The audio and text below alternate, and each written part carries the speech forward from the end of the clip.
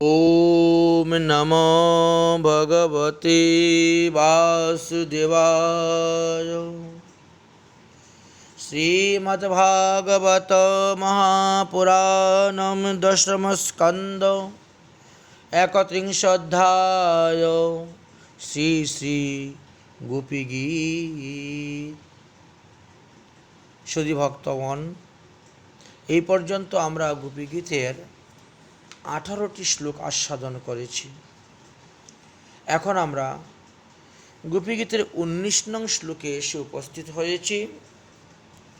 গোপীগীতের 19 নং শ্লোকে গোপীরা ভগবানের কাছে অনুনয় বিনয় নিবেদন প্রার্থনা করে বলতেছেন, यते सुजातो चरणाम्बुरुहं स्तनेषु भित्त्वा शनै प्रियो ददिमहि कर्केषु तेनाटवीम् अटति तद्व्यतस्तेन किञ्चित् कृपाधिविभ्रमति धी भवदायुधाङ्ना। হে প্রিয়, তোমার যে পরম কোমল চরণ কমল, আমরা আমাদের কঠিন স্তনমণ্ডলে ভীত হয়ে ধীরে ধীরে ধারণ করতাম, তুমি সেই শ্রীচরণ কমলে তীক্ষ্ণ কঙ্কর কণ্ঠকপূর্ণ বনভূমিতে বিচরণ কর। শিল ও তৃণাঙ্কুরে তোমার চরণ কমলে না জানি কতই ব্যথা হচ্ছে। এই কথা ভেবে ভেবে আমাদের চিত্ত বিভ্রান্ত হয়ে যাচ্ছে, যেহেতু তুমি আমাদের জীবনের জীবন। তুমি আর বনে বনে ভ্রমণ করো না, তুমি আমাদের নিকটে এসো, তুমি আমাদের নিকটে এসো। এইভাবে গোপীরা বলতেছেন। এই শ্লোকের অমৃত ব্যাখ্যাতে গৌড়ীয় বৈষ্ণবাচার্যগণ বললেন, শ্রীকৃষ্ণ যেন গোপীগণকে বলছেন, কি গো, কি তোমাদের হৃদরূপ কিসে তার নিষেধন বা বিনাশ সম্ভব? তা তোমরা তো আমাকে খুলে বললে না। তোমরা যদি খুলে বলতে তাহলে আমি চেষ্টা করতাম, তা তোমাকে দিতে পারবো কি না। আর আমি নিজে তোমাদের এই গুরু অর্থটা বুঝতে পারছি না, ধারণ করতে পারছি না। তোমরা স্পষ্ট করে আমাকে বলো তোমাদের অভিপ্রায়টি। রুদন করতে করতে এই শ্লোকেতে নিজেদের হৃদরোগের কথা শ্রীকৃষ্ণের চরণে তারা নিবেদন করলেন। শ্রীল সনাতন গোস্বামী পাদ এই শ্লোকের ব্যাখ্যা প্রসঙ্গে বললেন যে, ব্রজবালাগণ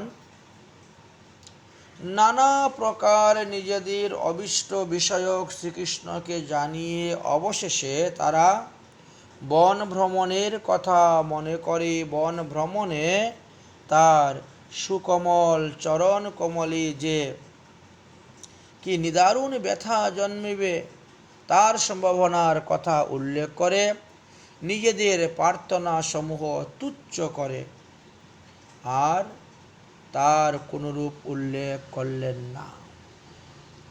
বিশুদ্ধ প্রবল প্রেম ভরে অবিভক্তা হয়ে কেবল শ্রীকৃষ্ণ সুখের প্রার্থনা শিলা হয়ে কাঁদতে কাঁদতে এই শ্লোকটা বললেন,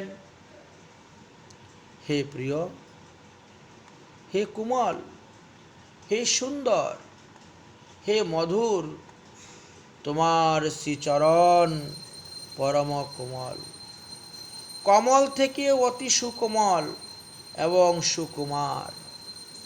আমরা আমাদের কঠিন স্তনমণ্ডলীর উপরে তোমার চরণ কমল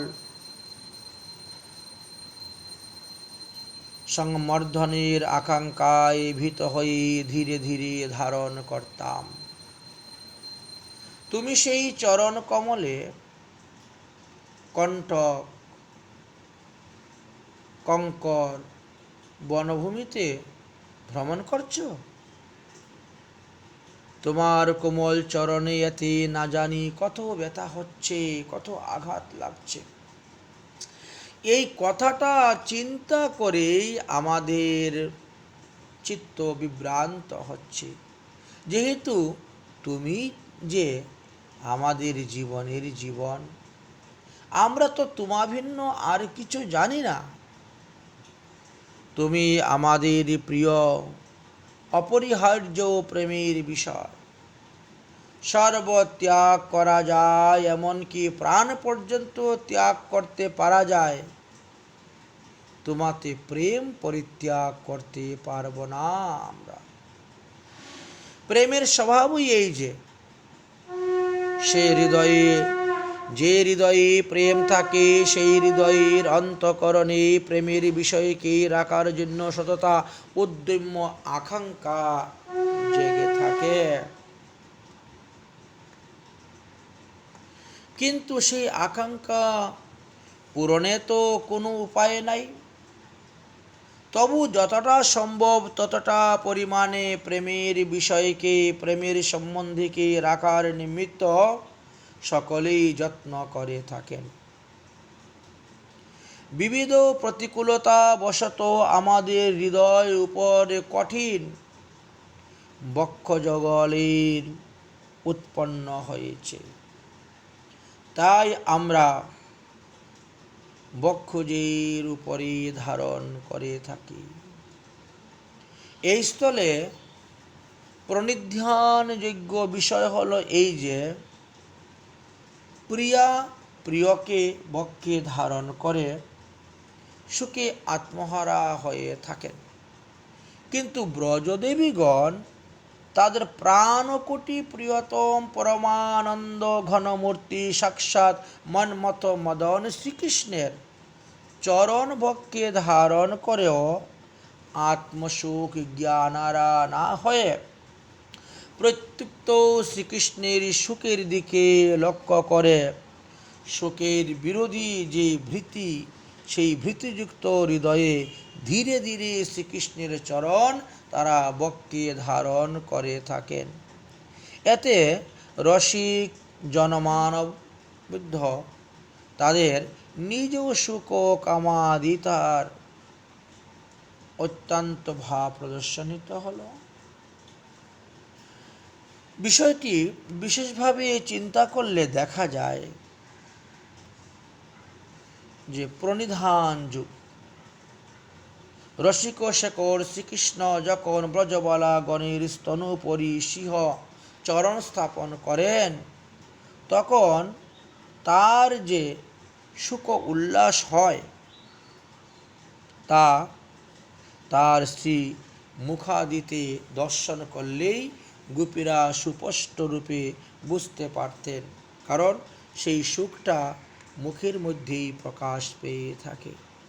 ব্রজদেবীগণ দুটি নয়ন ভরে তা দেখেন, তবুও তাদের শ্রীকৃষ্ণের কষ্টের সম্ভাবনায় যে দুঃখ হয়, এই ভাবটি মহাভাববতী ব্রজদেবীগণেরই নিজস্ব সম্পদ। অন্যের কথা দূরে থাক, শ্রী রুক্মিণী প্রভৃতি মহিষীবৃন্দের এই ভাব সম্পত্তি কোনো অধিকার নাই। ব্রজ দেবীগণেরই রূঢ় মহাভাবের এটি একটি অনুভাব। তৎস্কলৌ অপি আর্তি সংখ্যায়া খিন্নতম, অর্থাৎ কৃষ্ণের সুখ সম্ভাষণেও না জানি তার কত কষ্ট হচ্ছে, এই চিন্তায় খেদামৃত হওয়া। ব্রজবালাগণের মহাভাব কিভাবে তাদের নিকটে দিকটি শূন্য করে, তারা নিজের দিকটি শূন্য করে শ্রীকৃষ্ণের সুখে তাদের মনোবৃত্তিকে তন্ময় করে থাকেন। এই শ্লোকটি তার একটি উজ্জ্বল দৃষ্টান্ত। প্রেমের রাজ্যেতে এইরূপ একটি শ্লোক আর কুত্রাপি খুঁজে পাওয়া যায় না। এই যে শৃঙ্গার রস, সব ভাব ব্যক্ত করা সম্ভবপর নয়। রসিক অনুভবী মহাভাব অনুগণ ভক্তগণ তাহা অনুভব করে বুঝে নিবেন। এই শ্লোকের পরবিনশ্য তাৎপর্য অম্বরুহু পদ প্রয়োগীর উপরেও সুজাত পদ দ্বারা শ্রীচরণের প্রেম কমলত্ব সূচিত হয়েছে। ভীতা ও শনয় পদ যুগলে এই দুইটি পদ প্রয়োগের হেতু স্তনের কর্কশতা, কঠিনতা এবং নিজেদের নিত্য যৌবনত্ব ও দুঃখাধিকৃত সূচিত হয়েছে। পূর্বে যা বলা হয়েছে এ স্থলে আবার তার পুনরুক্তি করা হচ্ছে। এটা প্রেমের স্বভাব। প্রেমার্দকের বিবশতা বশত এটি কোনো দুঃসবহ হয় না, বারবার উক্ত করলেও।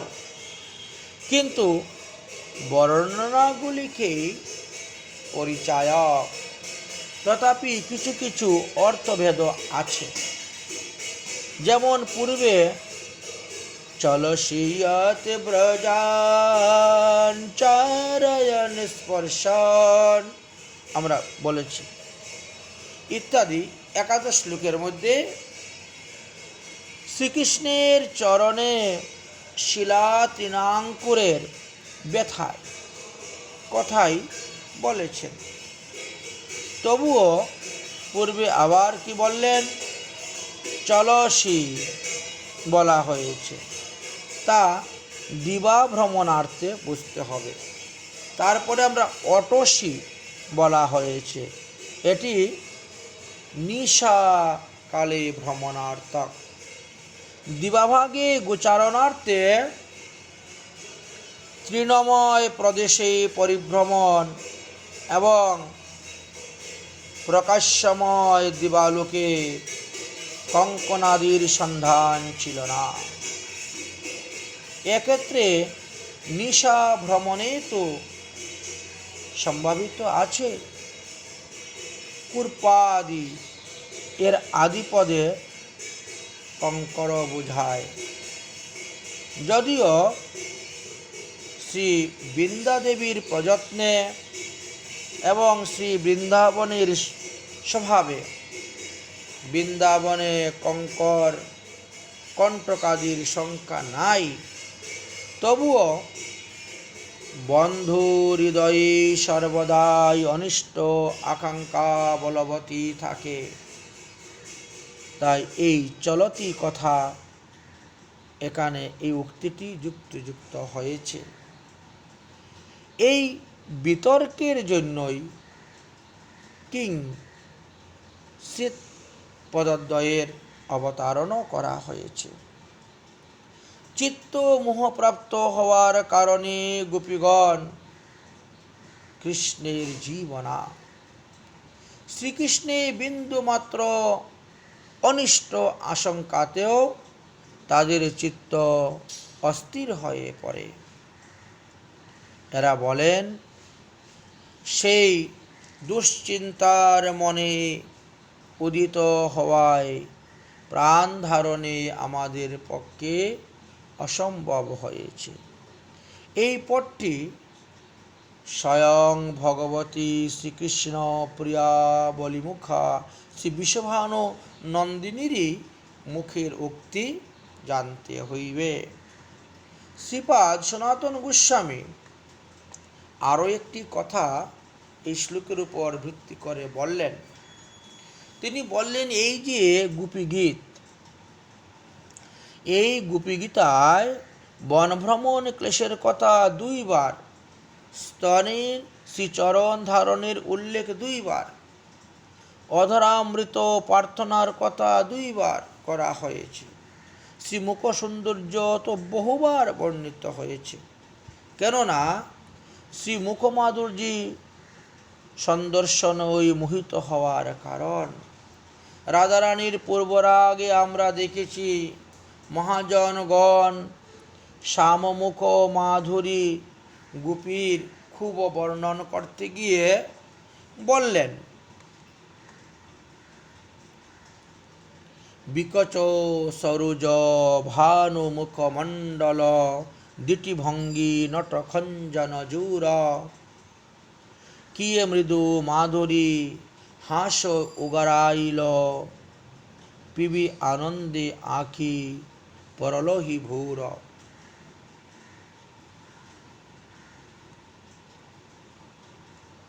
কুঞ্চিত কেশ ভেষ কুসুমাবলী, শিরপর শুভে শিখি চাদকি ছন্দে,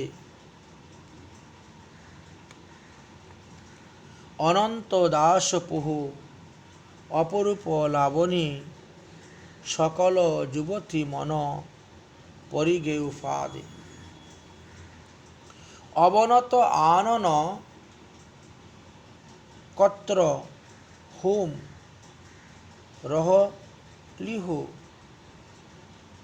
বার লোচন চূর, পিয়া মুখ রুচি পবিত্র ধাওল, জনু সেই চাঁদ চকুর।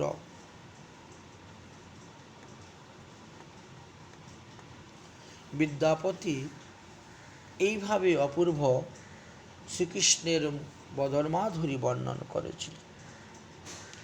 অবনত আনন এই পদের ব্যাখ্যাতে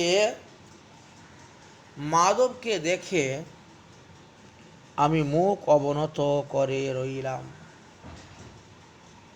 নয়ন চূরকে নিবারণ করলাম, কিন্তু চাঁদের দিকেই চকুরের ন্যায় যে প্রিয় মুখ রুচি পান করতে লাগলো, সেখান থেকে আমি বলপূর্বক তাকে নিবৃত্তি করে আনলাম এবং নিজ চরণে ধরে রাখলাম।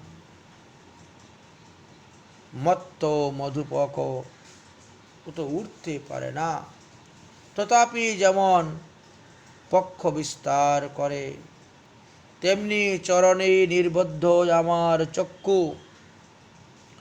চরণ ছেড়ে উঠতে না পারলেও বারবার অপাঙ্গী মাধবীর মুখ দেখার চেষ্টা করতে লাগলো। মাধব মধুর কথা বলেন, তা শুনে আমার কান বন্ধ করলাম।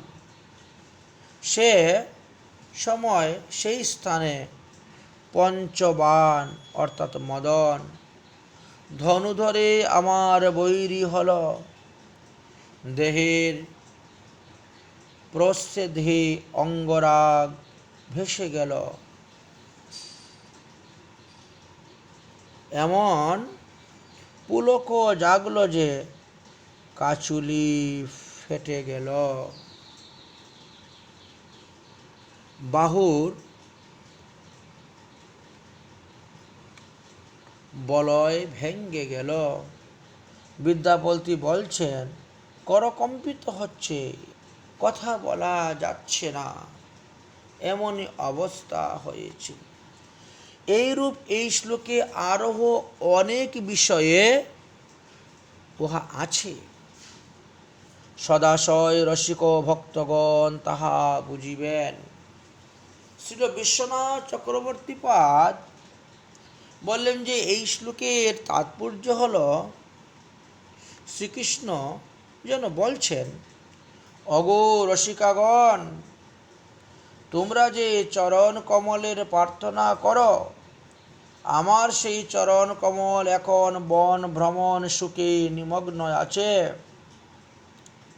সুতরাং তোমাদের চরণমণ্ডলে থাকবার তার অবকাশ কোথায়? একথা শুনে যেন গোপিকাগণ রুদন করতে করতে বলতে লাগলেন, তোমার অতি কোমল যে চরণ কমল আমরা আমাদের কঠোর স্তনমণ্ডলে ধারণ করতে ভীত হতাম, তুমি সেই চরণ কমলে কঙ্কন কণ্টকপূর্ণ বনে বিচরণ করছ। হায় হায়, তোমার চরণ কমল না জানি কত কষ্ট হচ্ছে। তোমার এই চরণ কমল আমাদের স্তনমণ্ডলে প্রদান করো, আমাদের প্রীতি প্রদান করো, আমাদের সুখ প্রদান করো, আমাদের দিকে একটু লক্ষ্য করো। কিন্তু আমাদের প্রতি তো তোমার বিন্দুমাত্র লক্ষ্য নেই। কেবল তুমি তোমার সুখের জন্যই তুমি বন ভ্রমণ করে ঘুরে বেড়াচ্ছ। তাই আমরাও তো তোমার সুখের জন্যই তো বলছি, আমাদের স্তনমণ্ডলী শ্রীচরণ স্থাপন করে তুমি প্রীতি লাভ করো। তা আমরা অনেকবার দেখেছি, আমরা তা জানি। কিন্তু তাতেও তোমার চরণ কমল অত্যন্ত ব্যতীত হয়, আমাদের সেই জন্যই খেদ হচ্ছে। সেই ভয়ে আমরা খুব ধীরে ধীরে অতি সতর্কতা ভাবের সহিত তোমার চরণ কমল আমরা ভক্ষে ধারণ করিতাম। এখানে একটি বিষয় বিশেষ উল্লেখযোগ্য যে গোপীগণ তাদের প্রেমকে কখনোই ব্যঙ্গদৃষ্টি করেন নাই। সতত নিজেদের সুখের কথা বলেই তারা শ্রীকৃষ্ণের সহিত মিলনের কামনা করেন। যদিও তাদের হৃদয়ে সতত শ্রীকৃষ্ণ সুখ কামনায় ভরপুর। যেমন কোনো প্রদীপের আলোকে গৃহ অভ্যন্তরে রাখলে সুন্দর রূপে আলোকিত করতে হলে গৃহের দ্বার গবাক্ষ আদি বন্ধ রাখতে হয়, নচেত বাইরের বাতাস প্রবিষ্ট হয়ে ওই দীপশিখাকে কম্পিত বা নির্বাপিত করে। গৃহটি সুন্দর রূপে আলোকিত হতে পারে না তখন দরজা জানালা খোলা থাকলে। তদ্রূপ গোপীগণ নিজেদের সুখ দুঃখের কথা বলেই শ্রীকৃষ্ণের সহিত মিলন কামনা করছেন। যদিও তাদের অন্তরে শ্রীকৃষ্ণ সুখের দিকেই সম্পূর্ণ লক্ষ্য ছিল, নিজেদের সুখ অনুসন্ধান এদের মনে কখনো স্বপ্নেও জাগত না। শ্রীকৃষ্ণ তাদের প্রেম কলা গুরু, তিনি এইসব বিষয় সবই জানেন। এই জন্য তিনি গোপিকার প্রেমে সর্বাধিক বশীভূত। এই একটি স্থলেই গোপীগণ তাদের প্রেমকে ব্যঙ্গনিষ্ঠ করেছেন। তাতে এদের প্রেম লঘু হতে পারেনি, বরং প্রেমের মহিমা বহুগুণে বিবর্ধিত হয়েছে। যেমন প্রদীপে যদি প্রচুর ঘৃত সংযুক্ত হয় তাহলে উন্মুক্ত গবাক্ষের বাতাসে দীপশিখা লঘু না করে অতিশয় রূপে বর্ধিত হয়ে থাকে। তদ্রূপ এই বিরহ বাসরে এদের প্রেম ও প্রদীপে প্রচুর পরিমাণ স্নেহরূপ ঘৃত সংযুক্ত হওয়াতে প্রেম ও প্রদীপের শিখা লঘু না হয়ে বহুগুণ বর্ধিত হয়েছিল, ইহাই বুঝিতে হইবে। তাই গোপীগণ বলছেন, হে প্রিয়, তোমার বিরহে তো আমাদের নিত্য সুখ আছেই, নিত্য দুঃখ আছেই। তোমার সহিত মিলনেও আমাদের দুঃখ আছে। বিধাতা মিলনেও আমাদের ললাটে সুখ লিখলেন না, তিনি দুঃখ লিখেছেন। এটি আমাদের ভাগ্য। তবে কি বিধাতার নিকট তপস্যাদির দ্বারা স্তনের কোমলতার জন্য প্রার্থনা করব? কিন্তু তাতেও তো তোমার সুখ হবে না, কেননা তুমি তা ভালোবাসো না। স্তনের কঠিনতাতে তোমার চরণ ব্যথা আশঙ্কায়।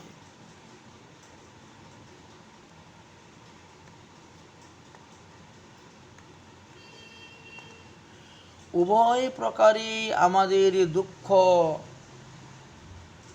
একই উভয় সংকট। মিলনে বা বিরহে আমাদের যে দুঃখ হয় তা হোক, কিন্তু তুমি তো স্বাধীন। তুমি যে কোনো বনে ভ্রমণ করতে পারো, কিন্তু বন ভ্রমণ করে যে কষ্ট পাবে, তোমার চরণ কোমল কি বন ভ্রমণের যোগ্য? কখনো নয়। আচ্ছা, যদি তুমি বলো আমার মনে যা আসে আমি তাই করব, তাতে তোমাদের কি?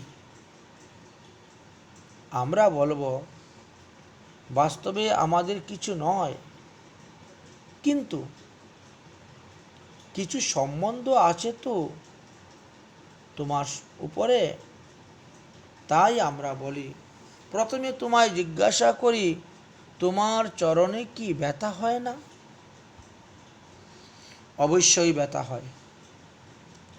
তুমি আমাদের প্রতি যেমন নির্দয়, নিজের অঙ্গের প্রতিও তেমনি নির্দয়। তুমি যদি এমন মনে করো যে ওরা আমার দুঃখ অত্যন্ত দুঃখিনী হয়, এদের আর দুঃখিত করার জন্য আমি আমার আর দুঃখ সৃষ্টি করব না, বা এই দুঃখ আমি সহ্য করব, এই মনে করেই কি সেই দুঃখটি তুমি সহ্য করে নিচ্ছ? কিংবা আমাদের দুঃখ দেখে তোমার মহাসুখ হয়, সেই জন্য তুমি সেই ব্যথাটাকেও সুখের ন্যায় মনে করছো? অথবা আরও একটা হেতু হতে পারে, সেটা হলো লোক কথায় বলে দোষ গুণাদি সংসর্গই নির্বন্ধন ঘটে থাকে। পূর্বে তো তোমার হৃদয় কুসুম কোমলের মতন ছিল, এখন আমাদের এই কঠোর স্তনের সঙ্গে তুমি কি কঠোরতা প্রাপ্ত হয়েছ? এই জন্যই তীক্ষ্ণ কঙ্করা দিতেও তোমার চরণে ব্যথা লাগে না? কি যে ব্যাপারটা ঘটেছে তা আমরা ঠিকভাবে বুঝতে পারছি না। অথবা এইরূপও তো হতে পারে যে তোমার শ্রীচরণ স্পর্শে মহাত্মা গুণে, তোমার চরণের মাহাত্ম্য গুণে তীক্ষ্ণ তীব্র কঙ্করগুলিও তারা কোমলতা প্রাপ্ত হয়ে গেছে। শুনেছি শ্রীরামচন্দ্রের চরণ স্পর্শে নাকি পাষাণ মানবী হয়েছিল, পাহাড়ের শিলা গলে গিয়েছিল। তোমার পঙ্গদেহ তো পাহাড়ের শিলা গলে গিয়ে অলঙ্কৃত চরণের ছাপ পড়েছিল। এখনো কি সেইরূপ হচ্ছে? কিছুই তো তোমার লীলার অসম্ভব নয়, তোমার তো সবই সম্ভবপর। অথবা এইরূপও তো হতে পারে যে শ্রীমতী ধরণী দেবী অতীব করুণা ভরে তোমার চরণের মহামাধুর্য আস্বাদনের নিমিত্ত তোমার চরণ বিনাশ্য স্থলে রসনা প্রসারণ করে থাকেন। আমাদের তাহলে এটাও হতে পারে, আমরা বহুভাবে চিন্তা করতেছি, তাহলে ধরিণী দেবী তোমাকে আস্বাদন করতেছেন।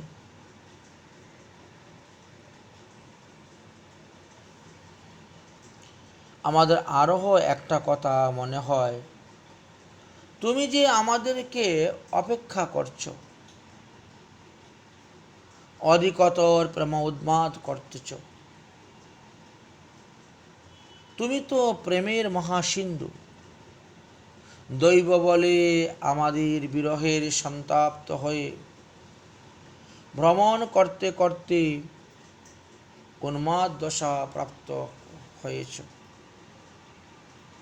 তোমার আর এখন কি কিছু বোধাবোধ নেই? নিজের চরণ ব্যথারও অনুভব শক্তি নেই? এইরূপ নানা কারণে চিন্তা করতে করতে আমাদের বুদ্ধি বিভ্রান্ত হয়ে পড়েছে। আমরা কিছুই নিশ্চিত করতে পারছি না। যদি বলো তোমরা কি পরিমাণে সদুঃখ প্রকাশ করেছ, যে দুঃখ প্রাণ না যায়, আমি কিন্তু সেই দুঃখের দুঃখ বলে মনে করি না। তদুত্তরে আমাদের বক্তব্য এই যে, তুমি তো আমাদের জীবন, হে অশেষ কল্যাণময়, তুমি আছো, তাই কষ্টে সৃষ্টে আমাদের জীবনটা আছে, তাই জীবনের নাশ হয়নি। এই রসের মৃত্যু নেই, মৃত্যুর চেষ্টা প্রকাশ হয় মাত্র। এদের দেহ শ্রীকৃষ্ণ সুখের উপাদান দ্বারা গঠিত। শ্রীকৃষ্ণকে সেবা করা বা সুখী করার জন্যই এরা অশেষ দুঃখ ভোগ করেও প্রাণ রক্ষা করেন। কেন যে আমাদের জীবনটা আছে তার কারণ বলছি, শুনো কৃষ্ণ। তুমি আমাদের দুঃখ দিতে প্রবৃত্ত হয়েছ। বিধাতা বিচার করে দেখলেন যে তিনি যদি আমাদের জীবন আমাদের মধ্যে রাখেন, তবে তো তার প্রদত্ত অতি সন্তাপে ব্রজবালাগণ সদ্য সদ্য মরে যাবে। তাহাতে তিনি আর কাকে দুঃখ দিবেন? হয়তো এই চিন্তা করেই বিধাতা আমাদেরকে মারেন নাই। তিনি তার সর্বধর্মনি তার বন্ধু যে তুমি, এই জন্য তোমার সুখের জন্য বিধাতা আমাদেরকে এখনো জীবিত রেখেছেন, মারেন নাই। তোমাতে আমাদের জীবনে রেখে মরণশিলায় আমাদের অপার দুঃখ ভোগ করাচ্ছেন। এই জন্য আমাদের মরবারও উপায় নেই, আমাদের মরণ হবে না। আমাদের বুদ্ধি কিছুমাত্র নিশ্চয় করতে না পেরে আমরা বিভ্রান্ত হচ্ছি। আমাদের প্রাণ নিশ্চয়ই দেহ থেকে বহির্গত হবে, তুমি দেখা না দিলে।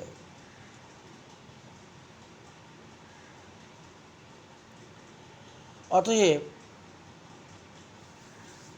তুমি দেখো না কেন? কৃষ্ণ যদি বলো যে আয়ু থাকতে কি রূপে প্রাণ নাশ হইবে, যতদিন আয়ু আছে ততদিনই তো তোরা বাঁচবি। তদুত্তরে আমরা বলি, শোনো, আমাদের আয়ু কি আর আমাদের মধ্যে আছে? তা তো তোমাকে সমর্পণ করে দিয়েছি আমাদের আয়ু বহু পূর্বেই।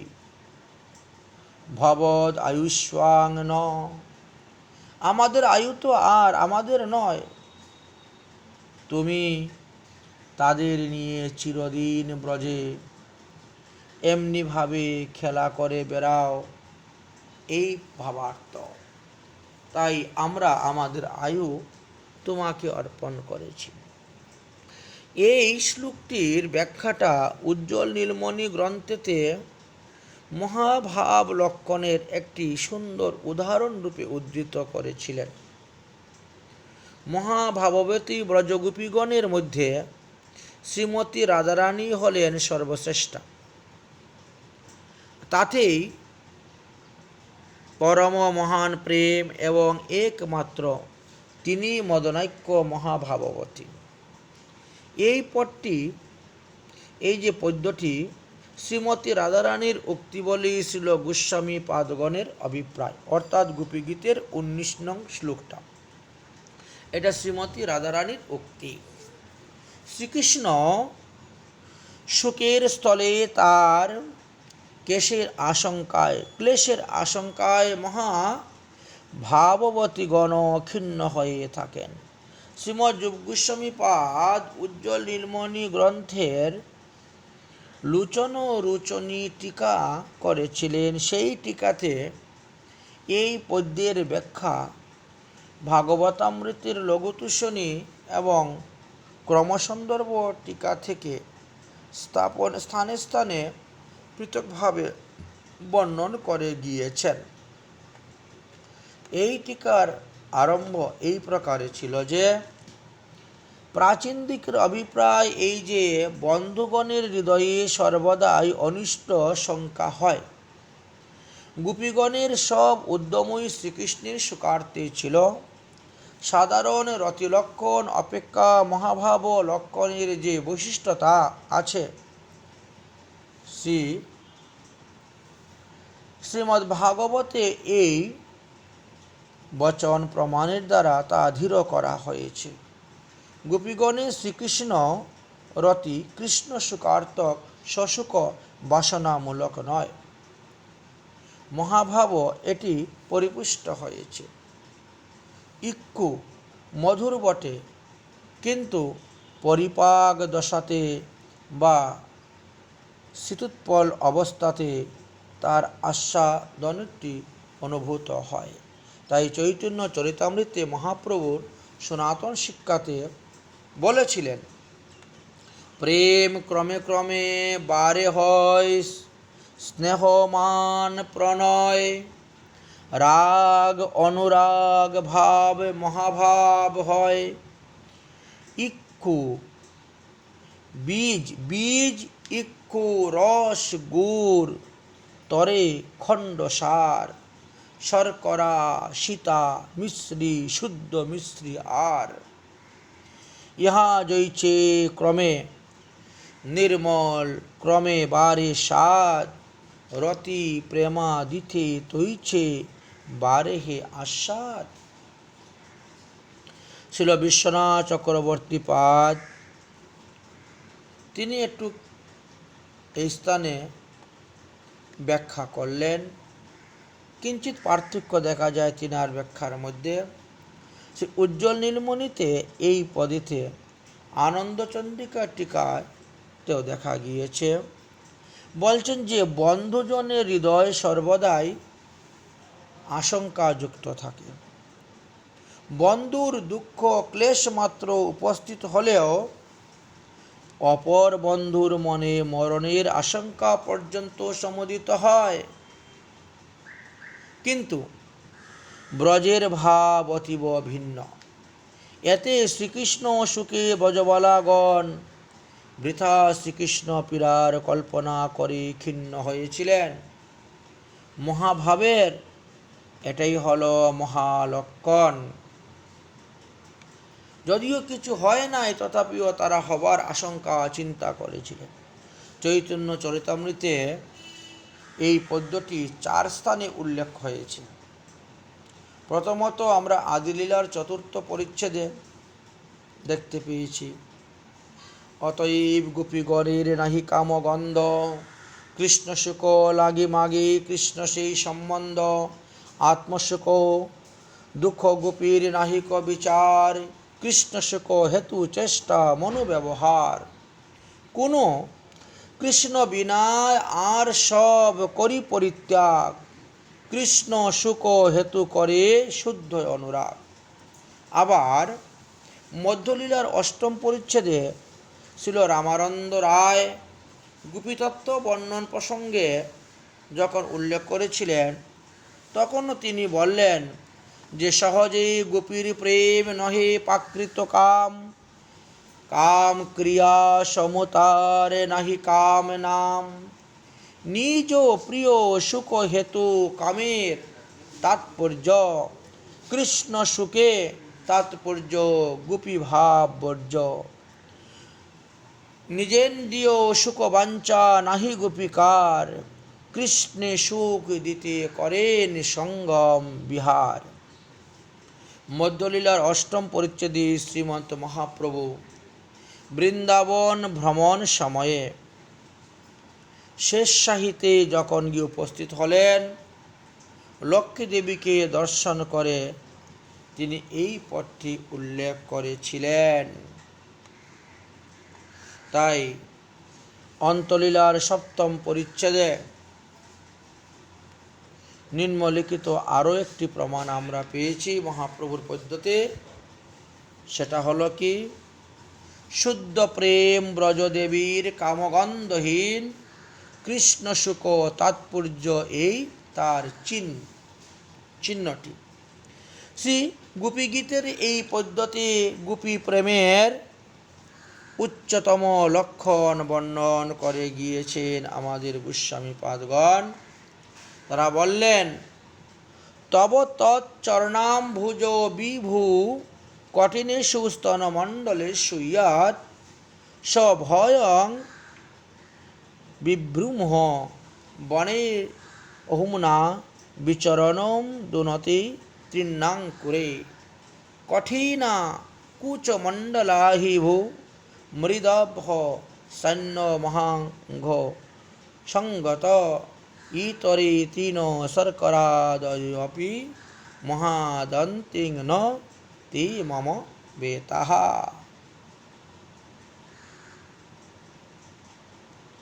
তাহলে আমরা দেখতে পেলাম গোপীরা বলছেন, হে বিভু, তোমার যে চরণ কমল আমরা কঠিন বক্ষে স্তনমণ্ডলীর সভায় ধারণ করি, এই বনবিহারকালে তৃণাঙ্কুরের দ্বারা কি তাহা ব্যতীত হয় না?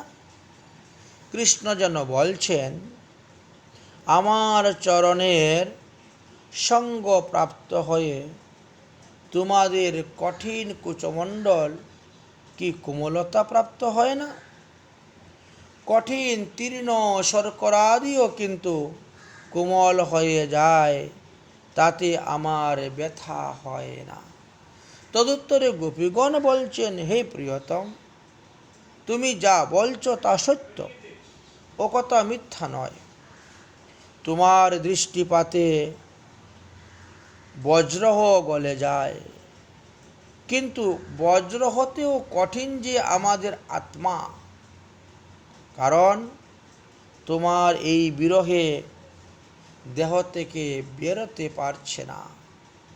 অতএব আমাদের কুচযুগল কঠিন হবে না কেন?